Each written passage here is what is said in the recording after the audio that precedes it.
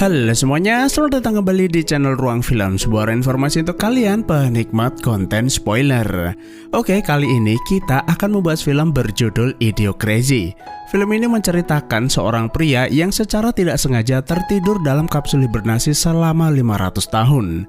Akan tetapi, saat bangun dari hibernasinya, bukan masa depan canggih yang ia temui, melainkan kemunduran peradaban manusia.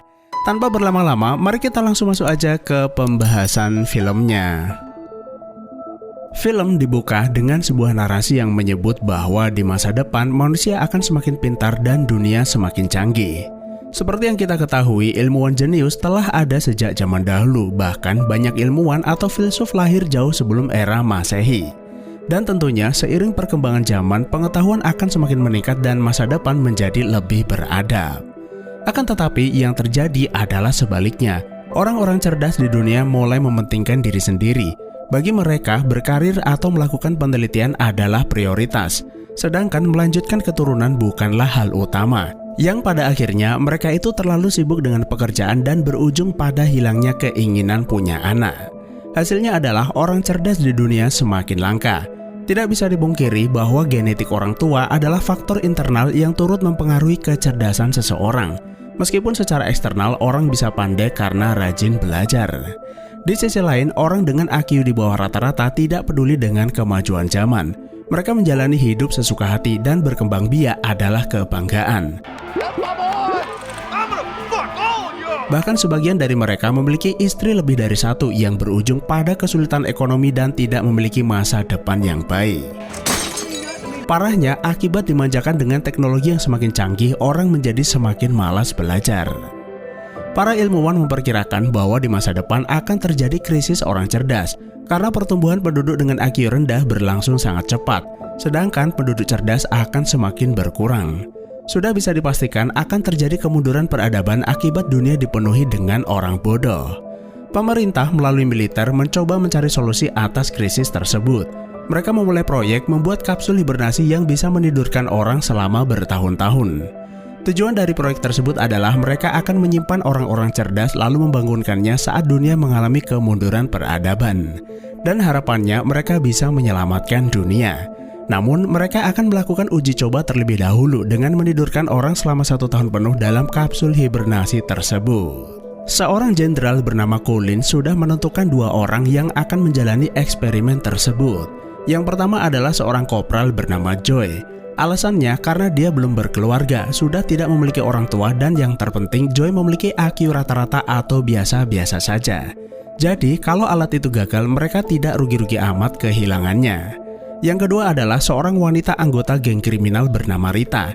Jenderal berhasil membujuk ketua geng untuk meminjamkan Rita setahun penuh dengan syarat penghapusan catatan kriminal dan sedikit bayaran. Singkat cerita, mereka berdua dibawa ke laboratorium dan proyek uji coba hibernasi manusia pun dimulai. Wow, that's great. So it's kind of crazy, huh? Just go ahead and lie down, relax. The Human Hibernation Project was one of the Army's most ambitious, one of its most secretive. Akan tetapi, Jenderal Colin, salah satu inisiator program tersebut, ditahan karena terlibat dalam bisnis kriminal.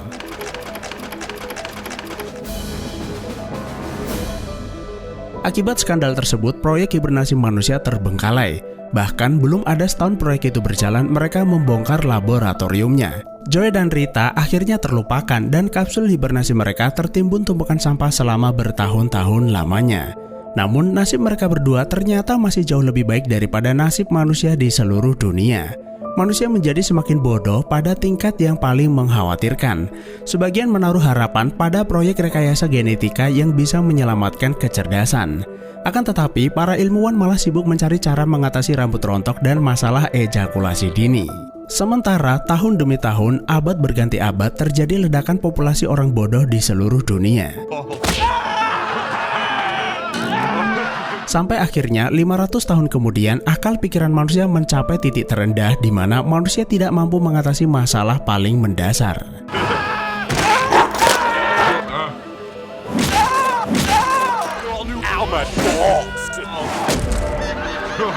Salah satu contohnya adalah sampah.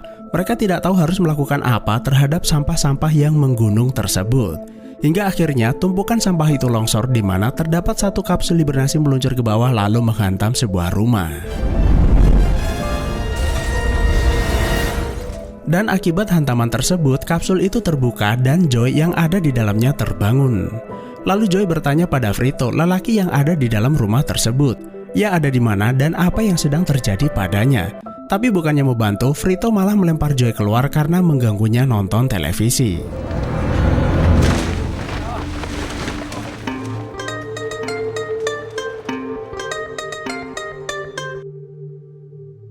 Setelah itu, Joy berkeliling mencari bantuan pada orang-orang yang ada di sekitarnya. Tapi saat bertanya, mereka malah mengusirnya karena Joy dianggap sombong. Mereka berbicara dengan bahasa gaul tanpa tata bahasa yang baik. Sedangkan Joy berbicara dengan kalimat normal karena itu ia dianggap sombong. Joy kemudian masuk ke rumah sakit yang ada di depannya.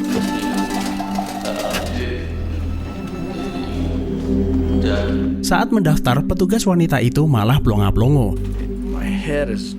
Please proceed to the diagnostic area on the right. Lalu menekan tombol pelayanan konsultasi dan meminta Joy pergi ke sana. Nah, saat Joy ingin minum dari sebuah keran, bukan air mineral yang keluar, melainkan minuman berenergi. Lalu ia bertanya di mana bisa menemukan air mineral. Orang yang ditanya malah menertawakannya. Air mineral hanya digunakan untuk cebok dan bukan untuk diminum. Setelah itu, ia masuk ke ruang konsultasi. Ia ditemui seorang dokter bernama Lexus, namun pria yang menemuinya tidak terlihat seperti dokter, tapi lebih terlihat mirip seorang pengamen jalanan. Joy berkata, ia merasa ada yang tidak beres di kota ini. Sejak tadi, ia melihat banyak kejadian aneh. Mungkin itu pengaruh obat yang diberikan pihak militer dan ia meminta dokter mengantarnya ke pangkalan militer terdekat. Lalu dokter itu berkata, sebenarnya Joy lah yang aneh. Tata bahasa yang ia gunakan sangat primitif dan terbelakang. Orang-orang sudah tidak menggunakan tata bahasa yang ia pakai, melainkan menggunakan bahasa gaul sehari-hari. This many dollars? This thing has the same misprint as that magazine. Setelah itu, Joy diberi tagihan layanan konsultasi sebesar $5 miliar. Tattooing that shit. Dokter itu meminta Joy menggunakan tato pengenal yang ada di tangannya untuk menandatangani tagihan. Saat melihat tagihan tersebut, Joy melihat kalau saat ini adalah bulan Maret tahun 2505, yang artinya saat ini adalah 500 tahun di masa depan. Lalu dokter itu bertanya, kenapa di tangannya tidak terdapat tato pengenal? Joy tidak memperdulikannya, lalu membuka jendela, dan ia pun sangat terkejut melihat dunia di ambang kehancuran. Joy akhirnya menyadari kalau selama ini ia sudah tidur selama 500 tahun di mana kemunduran peradaban yang diramalkan para ilmuwan benar-benar terjadi. Orang-orang menjadi sangat bodoh dan terbelakang. Karena Joy tidak memiliki tato pengenal, dokter itu menyalakan alarm. Karena panik, Joy kabur keluar rumah sakit. Sampai di luar, Joy masih tidak percaya kalau ia berada di tahun 2505. Dunia terlihat sangat kacau, terjadi krisis ekonomi dan peradaban mengalami kemunduran. Malam harinya, saat lagi jalan-jalan, Joy dikepung polisi karena ia tidak memiliki tato pengenal. Joy dianggap ilegal dan melanggar hukum. Karena itu, ia dimasukkan ke dalam penjara. Dan tak butuh waktu lama, persidangan Joy pun langsung digelar. Namun, persidangan itu malah seperti pertunjukan opera. Joy melihat betapa terbelakangnya orang-orang di masa depan. I'm fixing to commensurate this. You're my lawyer? Untungnya, Joy itu mendapatkan pengacara yang ternyata adalah Frito. Tapi bukannya membantu, Frito malah semakin membuat Joy dalam kesulitan. Robbed a hospital? Your Honor, that this guy also broke my apartment. Joy adalah orang yang merusak dinding rumahnya. Ia keberatan jika hakim tidak menghukumnya, bahkan Frito meminta ganti rugi. Orang-orang pun menyorakinya seolah persidangan itu adalah sebuah pertunjukan. Sementara di tempat lain, Rita juga sudah terbangun dari hibernasinya. Ia tuh sangat heran kenapa banyak sekali orang bodoh di sekitarnya. Sebagai seorang mantan kriminal, mendapatkan pekerjaan bagus di tengah orang-orang bodoh adalah hal yang mudah. Namun Rita masih belum menyadari kalau ia bangun 500 tahun di masa depan. That's good. What the fuck? God damn, shit's changed in a year. Lalu di lapas, Joy diberi tato pengenal. You have entered the name not sure. Dan sebelum dipenjara, Joy wajib mengikuti tes IQ untuk mengenali sifat dasarnya. Dan tentu saja tes tersebut sangat mudah bagi Joy karena standar tes IQ di bawah rata-rata. Dan lucunya, orang-orang bodoh di sekitarnya tidak mau dicontek dan mengatakan kalau Joy adalah orang bodoh. Setelah beberapa hari di penjara, Joy berencana melarikan diri. Petugas-petugas itu pun dengan mudah dikelabuhi saking bodohnya. Lalu Joy pergi ke rumah Frito. Ia menganggap Frito melanggar profesinya sebagai pengacara. Bukannya membantu, tapi malah ikut menyalahkan dan ia bisa dihukum karena perbuatannya. Frito ketakutan dan tidak berani membantah. Lalu Joy memintanya memberitahu apakah tahun 2505 ini ada mesin waktu. Ia sudah tidur selama 500 tahun dan seharusnya ada mesin semacam itu. Lalu Frito memberitahu mesin itu memang ada tapi harganya 20 miliar dolar. Joy tidak mempermasalahkannya. Jika ia bisa pergi ke tahun 2005, ia akan membukakan tabungan deposito atas nama Frito. Dan mungkin di masa ini tabungan itu akan menjadi 30 miliar. 30 kurangi 20 adalah 80 miliar dolar. Dengan uang sebanyak itu, Frito bisa membeli apapun yang ia inginkan. Saking blow-on-nya, Frito percaya perkataan Joy dan akan membantunya. Namun sialnya, polisi berhasil melacak jejak Joy di rumah ini. Setiap sudut kota memiliki kamera. Kamera tersebut memindai tato di tangannya yang membuat polisi mudah menemukannya. Mereka pun segera kabur keluar lewat jendela yang belum sempat diperbaiki. Lalu di pinggir jalan, tanpa sengaja Joy melihat Rita dan memintanya ikut bersamanya. Joy memberitahu bahwa mereka sudah tidur selama 500 tahun.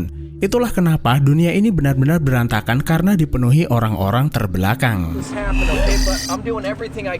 Akan tetapi sebelum sampai tujuan, polisi berhasil melacak kendaraan yang mereka tumpangi lalu mematikan baterainya. Mereka pun terpaksa melanjutkan perjalanan dengan berjalan kaki. Tak lama setelah itu, pasukan anti huru-hara mengerubungi lalu menghancurkan kendaraan yang mereka tumpangi. Hell yeah! That's your car.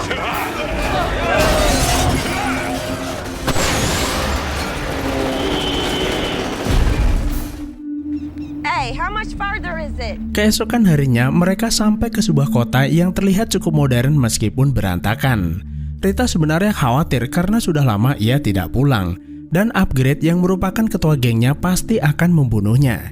Lalu Joy berkata, mungkin saat ini Upgrade sudah tiada. Kenapa ia tidak memikirkan dirinya sendiri daripada terus-terusan memikirkan seseorang yang malah merugikannya? I got time to use the bathroom. Lalu Rita izin ke toilet karena ia belum buang air selama 3 hari. Sialnya, kamera pengawas mendeteksi keberadaan Joy dan polisi pun berdatangan lalu menangkapnya. What about Rita? We can't just leave her here. I don't care.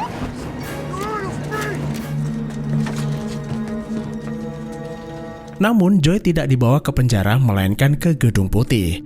Hasil tes IQ miliknya sangat sempurna, menjadikannya sebagai manusia terpintar di planet bumi, serta menarik perhatian level tertinggi di pemerintahan. Para menteri yang terlihat seperti para begundal itu berkata kepintaran Joy melebihi Presiden Amerika saat ini yaitu Camacho. Joy bisa dengan mudah mendapatkan jabatan di pemerintahan. Misalnya Brandon, dia ditunjuk menjadi Menteri Kominfo karena berhasil memecahkan rekor korupsi sebesar 8.000 triliun dolar. Camacho sangat menyukainya karena Brandon membiayai kampanyenya. Sedangkan Denny, dia adalah Menteri Sosial mantan koruptor dana bansos yang ikut membiayai kampanye Camacho. Intinya sih kepintarannya bisa dimanfaatkan untuk melakukan banyak hal. Dwayne Elizondo Camacho. Lalu Joy diperkenalkan Presiden Amerika saat ini yaitu Camacho. Tapi dia tidak terlihat seperti pejabat pada umumnya, melainkan lebih terlihat seperti tukang jagal. Malam harinya, Presiden Camacho mengadakan pertemuan penting dengan anggota DPR. That's what you said last time, dipshit. I got a solution. You're a dick. Baru juga memulai pidatonya, anggota dewan yang tentunya terbelakang itu melakukan protes. Mereka tidak menyukai kebijakan pemerintahan. Mereka menyebut Presiden Camacho sangat bodoh karena tidak mampu mengatasi krisis dunia. That's what I thought. Shit. I know she's barren.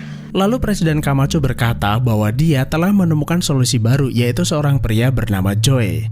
Dia adalah manusia terpintar di planet bumi dan membawa harapan baru untuk umat manusia. Masalah utama dunia saat ini adalah matinya tanaman, udara kotor, dan ekonomi. Tidak ada tanaman artinya dunia akan kelaparan. Sebagai presiden, ia berjanji Joy akan menemukan jalan keluarnya. Dan seperti kebanyakan pejabat pada umumnya, mereka akan mengobrol janji meskipun belum memikirkan apa yang akan dilakukan terhadap janjinya tersebut. Dan saat itu juga, Presiden Camacho menunjuk Joy sebagai menteri segalanya. Jika Joy tidak bisa menjalankan tugasnya dengan baik, maka ia akan menghajarnya.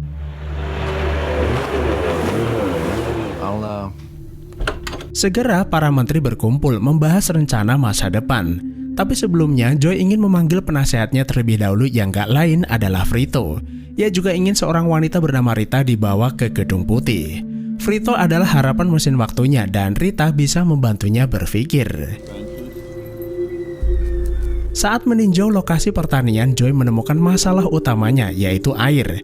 Tanaman itu tidak disiram dengan air tapi malah disiram menggunakan minuman berenergi milik perusahaan Brando. Lalu ia memanggil Frito apakah ia sudah menggambar peta lokasi mesin waktu yang ia minta. Frito mengiyakan lalu memberikan peta itu kepada Joy. Tak lama setelah itu Rita dibawa menemuinya. Joy meminta para menteri menunggu karena ada hal penting yang ingin ia bicarakan dengan Rita. Do you guys mind if we had a little moment together in the bushes? Dan ternyata Joy itu berencana kabur, tapi setelah melihat peta yang digambar Frito seperti gambar anak kecil, Joy mengurungkan niatnya. Go, Frito. She not putting out? Okay. Lalu Joy menunjukkan kepada Rita bahwa mereka menyiram tanaman dengan minuman olahraga. Perusahaan tersebut telah memanipulasi orang-orang dengan membuat pernyataan bahwa air tidak layak dikonsumsi. Pada tahun 2330 terjadi krisis dunia dan perusahaan Brando membeli Badan Pengawas Obat dan Makanan. Bahkan bertahun-tahun kemudian Brando membeli Badan Komunikasi, lalu menginformasikan kepada dunia bahwa Brando menjual makanan dan minuman yang layak dikonsumsi. Masyarakat yang sudah terlanjur terbelakang mempercayainya dan itulah kenapa mereka bisa mengendalikan dunia demi keuntungan pribadi. Joy akhirnya menyadari bahwa dunia ini harus diselamatkan dan kali ini dia akan memimpin. Lalu Joy memberitahu para menteri bahwa masalah utama yang membunuh tanaman itu adalah minuman Brando. Seharusnya tanaman itu disiram dengan air, bukan sekedar digunakan untuk menyiram toilet. Tapi para menteri menolak gagasan tersebut sampai akhirnya Joy mengesampingkan logika untuk menjelaskan idenya. Joy mengaku bisa berbicara dengan tanaman dan tanaman itu berkata kalau mereka minta disiram dengan air. Barulah para menteri itu percaya kepadanya. Sebagai menteri serba bisa, Joy meminta semua tanaman disiram dengan air dan berjanji tanaman itu akan segera tumbuh. Jika rencananya berhasil, presiden akan membuat surat pembebasan dirinya. I hope something grows fast. Malam harinya, Rita berterima kasih kepada Joy yang juga telah merekomendasikan kebebasan dirinya. Karena sebelumnya ia dianggap membantu Joy kabur dari penangkapan. Joy juga menyadarkannya bahwa tidak seharusnya ia khawatir terhadap ketua gengnya. Selama berada di sini, ia bebas menentukan jalan hidupnya. Dan untuk pertama kalinya, Joy dan Rita bisa tertawa setelah berhari-hari berada di dunia antah berantah. Dan beberapa hari sejak menggunakan air untuk menyiram tanaman, penjualan Brando menurun yang menyebabkan PHK massal dan demonstrasi di mana-mana.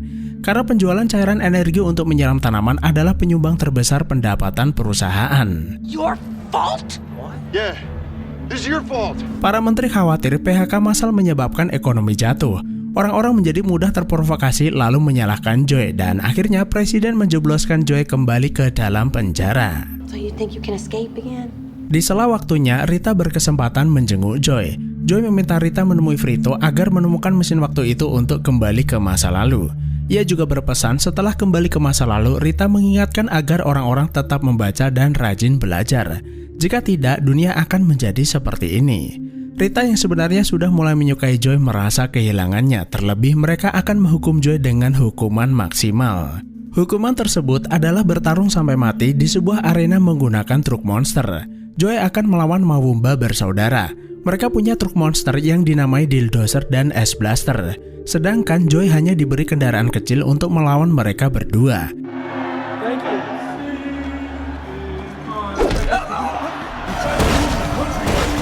Akan tetapi, selain Mawumba bersaudara, seorang pensiunan bangun dari tidurnya.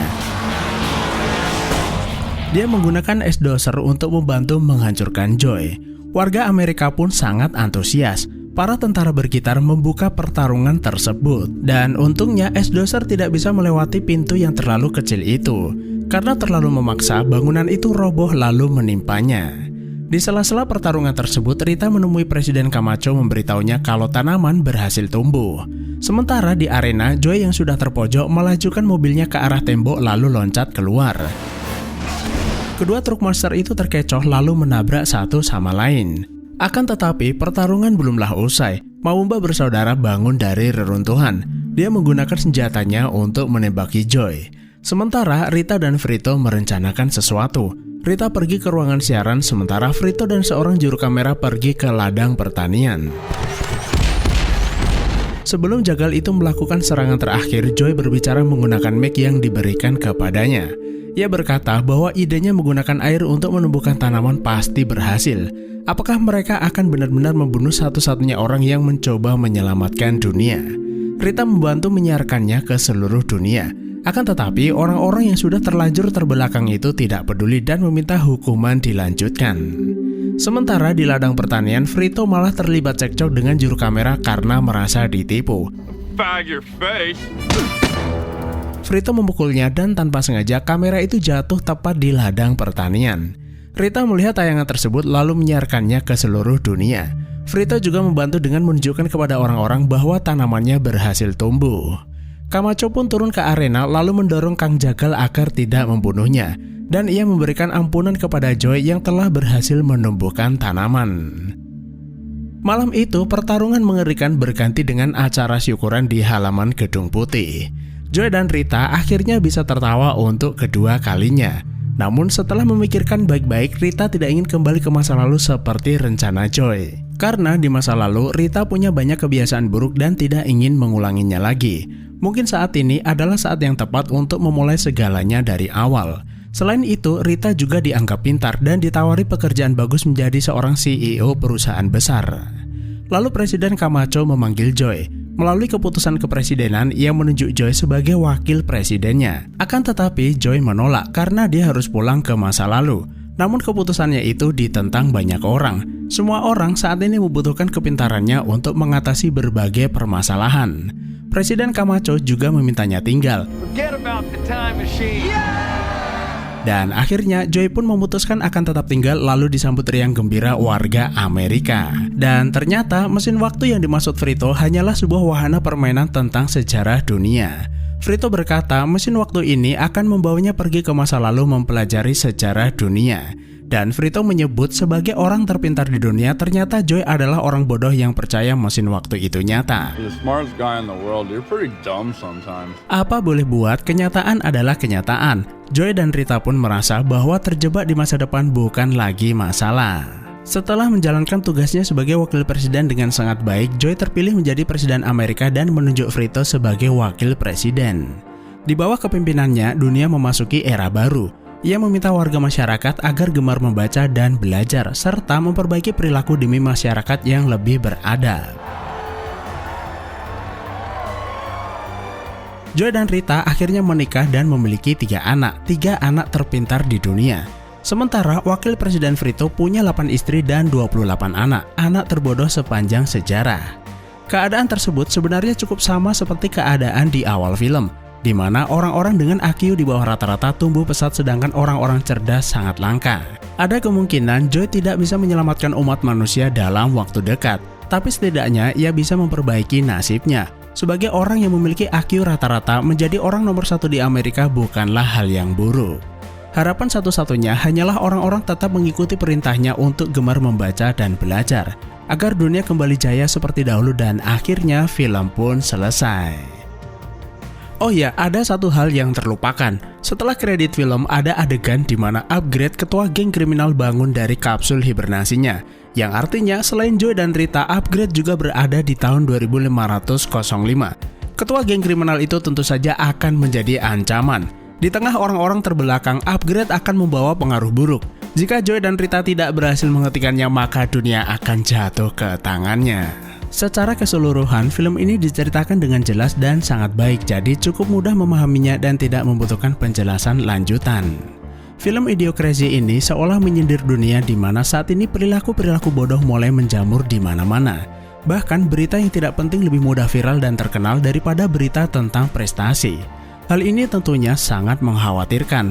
Dunia semakin dipenuhi berita yang tidak mengandung unsur pendidikan, seperti halnya media sosial, yang sebenarnya bisa digunakan untuk menyebar informasi kebaikan malah digunakan untuk menyebar kebohongan, ajang kebencian, dan saling menjatuhkan satu sama lain. Yang terakhir adalah pesan Mimin, tetap rajin membaca untuk menambah ilmu pengetahuan kita. Terima kasih udah menonton, sehat selalu buat kalian dan sampai jumpa di next video.